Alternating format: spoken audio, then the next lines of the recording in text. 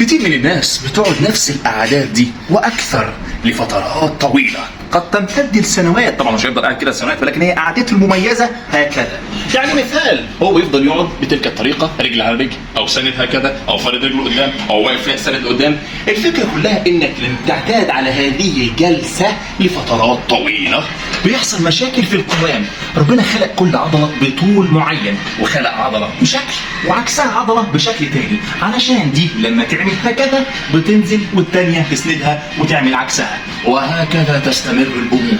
فحضرتك جيت قعدت حطيت رجل على رجل، شديت عضلات مثل الجلوتس ماكسيمس والميدياس والتي اف ال والكلام ده كله، وضغطت على عضلات الهيب فليكسورز هكذا، فطول العضلات بتاعت الهيب قلت، فبدل ما كانت كده بقت كده.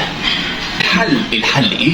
حضرتك لازم تعدل من جلساتك ومن وقفاتك، فبدل ما تقعد بالطريقه دي تعدل يا رجل. الموضوع هنا هيبتدي بقى نشتغل على العضلات قلنا اللي طولت والعضلات اللي قصرت، فلازم تكون تحت ايد مختص. يعني عشان يعالج لك الامبالانس اللي حصل لازم تحت ايد مختص، مش مجرد تمارين هديها لك وتمشي عليها، لان في سيستم او في سنس بيحصل من ايد المختص اللي بيفهم فيه التشوهات القواميه او تصحيح القوام. ويا صديقي مش هبخل عليك واقول لك ان العضلات اللي قصرت اللي زي الهيد مثلا، اللي هي العضلات التايت، بتعمل لها ستريتشنج جيد عشان ترجع تاني تمتد مع الماسل ريليز بتاعك او المساج بتاعك، عشان العضله ترجع تمتد تاني ويوصل لها الاكسجين والتغذيه بطريقه جيده.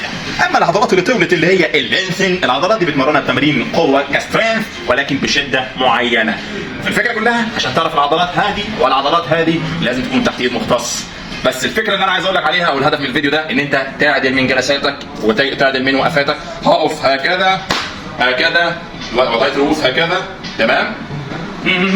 وضعيه الجلوس هكذا، نعم هكذا، بتلك الطريقة البغيضة. اعمل لايك وشير وانشر الفيديو في كل مكان عشان تعالج غيرك وتوعي الناس. تحياتي تاني ممكن نقول ايه في اليد.